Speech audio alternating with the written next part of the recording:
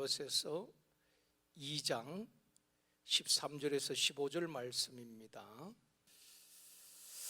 우리 행복 모임이 지금 이제 여러 곳에서 이제 진행되고 있는데, 아마 행복 모임 리더방에서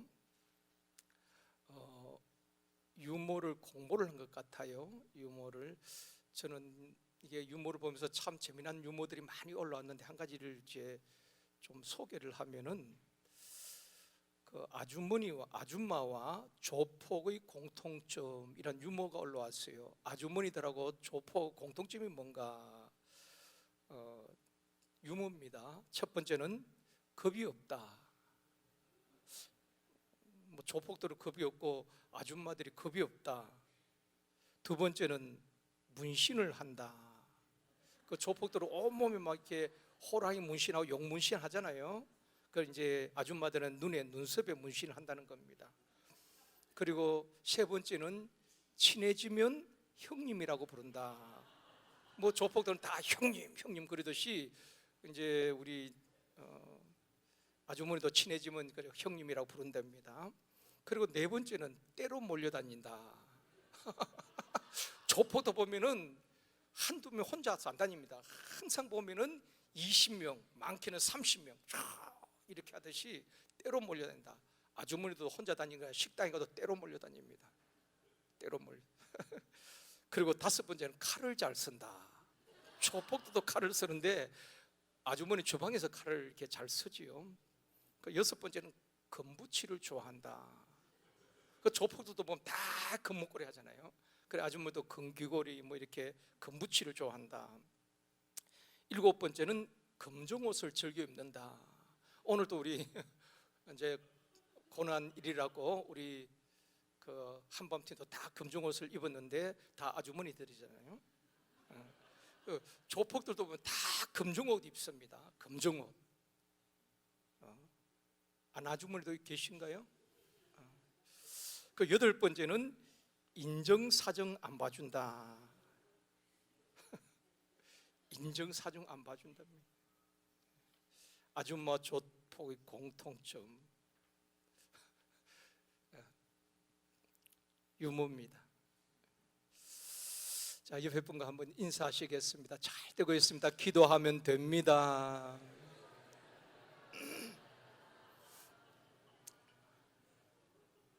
다시 한번, 당신의 기도는 반드시 응답됩니다. 믿습니다. 자, 우리가 사용하는 말들 중에는 역설적인 표현이 참 많습니다. 역설적인 표현이 많은데 이런 경우죠. 소리 없는 아우성, 또 시원섭섭하다, 또 침묵의 소리, 또 찬란한 슬픔. 이 표현들을 보면 서로 반대되는 개념이지요. 시원한데 섭섭하다. 그리고 침묵의 소리, 침묵이면 침묵이지 침묵 가운데 또 소리가 있고, 찬란한 슬픔, 이래 서로 반대되는 개념 같지만은 더 깊이 있는 메시지를 전해줍니다. 성경에도 보면 역설적 진리가 참 많이 있습니다. 성경에도 예를 들어서 약할 때 강함이라, 또 죽고자 하면 산다, 낮아져야 높여준다, 먼저 된 자가 나중된다. 다 역설적인 표현이죠. 고난이 유익이다, 또 죄가 더한 곳에 은혜가 많다. 이 반대되는 것 같지만은 우리에게 더 깊은 진리를 전하고 있습니다. 세상 사람들이 볼 때는 역설적이고 모순 같지만은 주님이 가르쳐 주신 진리의 말씀이기도 한 것입니다. 성경에서 말씀하시는 역설 중에 역설은 십자가입니다. 십자가에 담긴 역설, 패러독스라 그러죠. 이 역설은 십자가는 승리라는 것입니다. 십자가는 저주지요. 십자가는 실패요. 십자가는 형벌입니다. 십자가는 죽음입니다. 그런데 십자가는 승리라는 것입니다. 역설 중에 역설이지요. 이 십자가 복음을 듣고 변화된 사람들이 지금까지 얼마나 많이 있습니까? 십자가의 복음 앞에 자복하고 운명이 바뀐 사람들이 얼마나 많이 있습니까? 십자가는 저주고, 십자가는 형벌이고, 십자가는 죽음이지만 십자가는 승리라는 것입니다. 오늘 이 시간 십자가는 승리입니다 하는 제목으로 말씀을 받고 기도하기를 원합니다. 유명한 빌리 그레함 목사님이 사역 초기에 있었던 일입니다. 한 원형 원형 경기장에서 대형 집회를 하게 되었습니다. 그 목사님이 그 수많은 성도들 앞에서 열정적으로 설교를 합니다. 우리와 같은 박수를 받으면서 설교를 마치고 내려왔습니다. 그런데 한 연세 드신, 연세가 지긋하신 목사님이 조용히 다가오셔가지고 그 빌리 그레함 목사님이 젊을 때에 그 젊은 목사님을, 빌리 그레함 목사님을 꼭 안아주면서 충고 아닌 충고를 하는 것입니다. 목사님, 오늘 훌륭한 설교 잘 들었습니다. 그런데 목사님의 오늘 설교에는 십자가를 발견할 수 없었습니다. 다른 능력 의지하지 말고 오직 예수님의 십자가를 전하게 되기를 기도하겠습니다.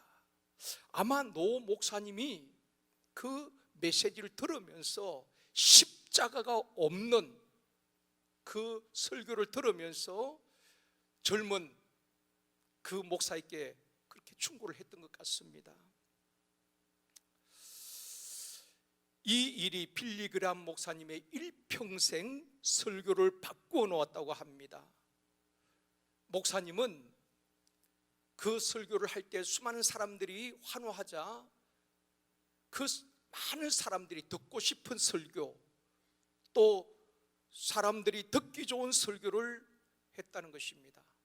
십자가 복음이 없는 설교를 했다는 것입니다.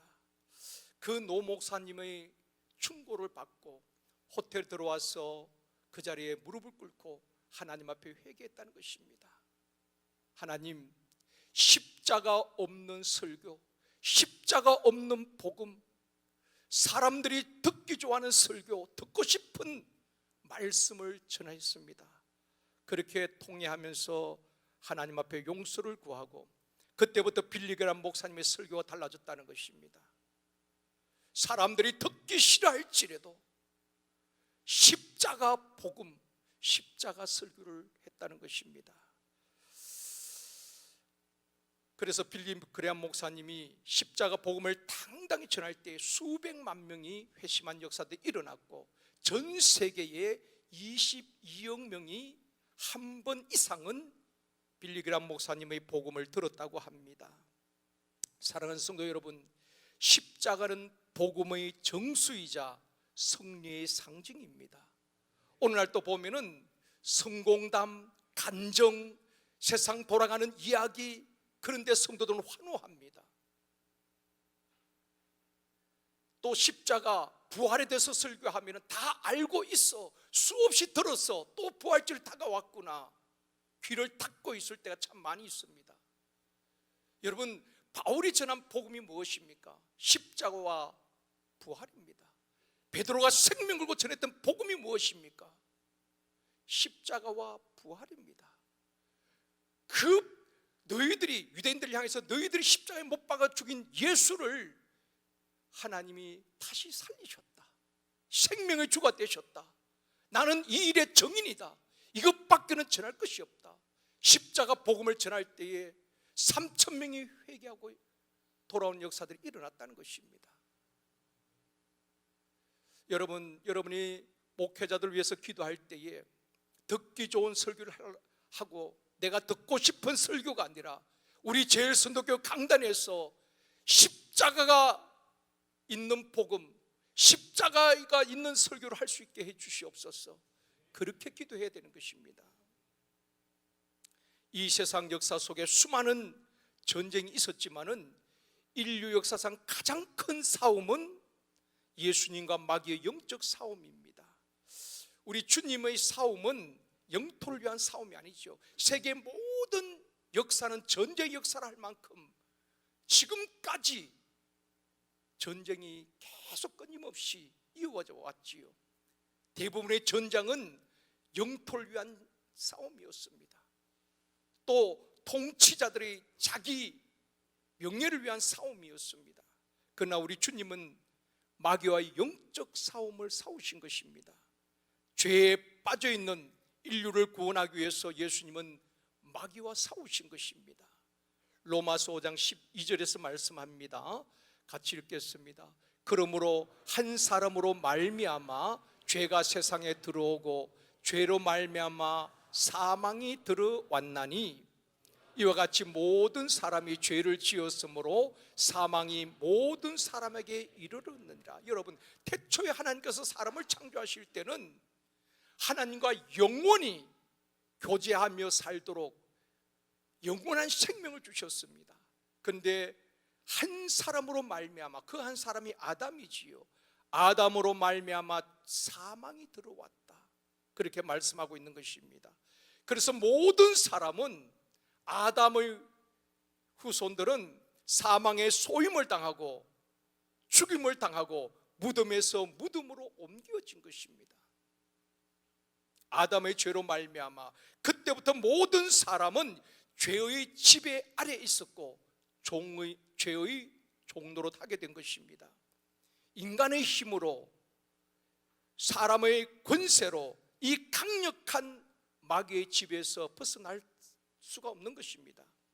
그래서 우리 주님은 우리를 지배하고 억압하고 있는 그 마귀의 세력에서 사망 권세와 싸워 십자가로 승리하신 것입니다. 오늘 15절에서 말씀합니다. 같이 읽습니다. 통치자들과 권세들을 무력화하여 드러내어 구경거리로 삼으시고 십자가로 그들을 이기셨느니라. 현대인의 성경에 보면 더 이렇게 번역을 했습니다. 그리스도께서는 사단의 권세를 짓밟고 십자가로 승리하셨습니다. 그리스도께서 사단을 짓밟고 사망을 정복하고 십자가로 승리하셨습니다. 사랑하는 성도 여러분, 예수님은 죄와 싸워 승리하셨습니다. 마귀와 싸워 승리하셨습니다. 사망을 정복하시고 승리하신 것입니다. 예수님의 승리가 우리의 승리인 줄 믿습니다. 고대 사회에서는 전쟁할 때에 다 군사들이 전면전을 한 것이 아니라 때로는 그 나라의 대표 한 사람이 나와서 승패를 결정지었다고 합니다. 대표 장수, 그 나라에서 가장 힘센 장수가 나와서 그렇게 두 사람이 승패를 결정한다는 것입니다. 이 사람이 이기면은 이 나라가 승리하는 것이고, 이 사람이 대표가 지면은 이 나라가 지는 것입니다.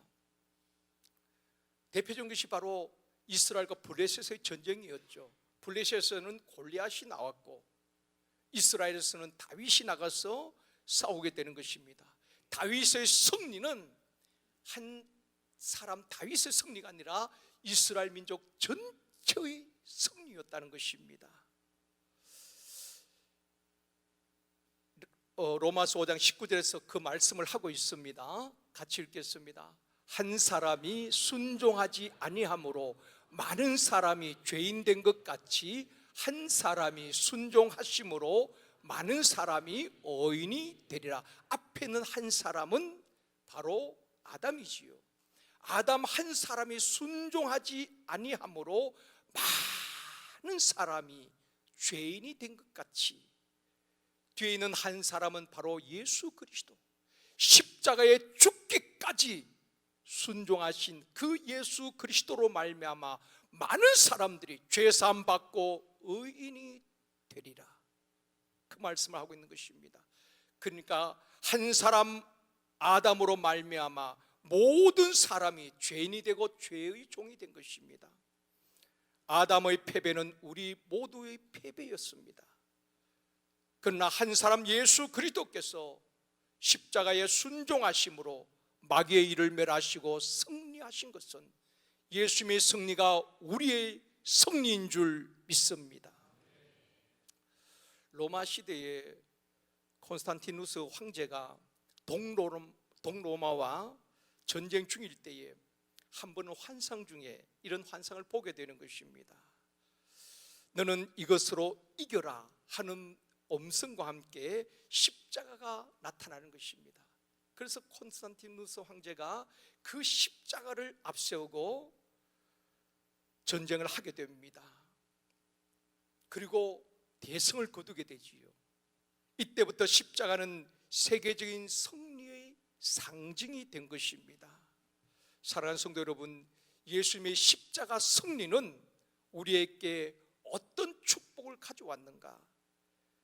죄인이 아니라 의인이 되었습니다.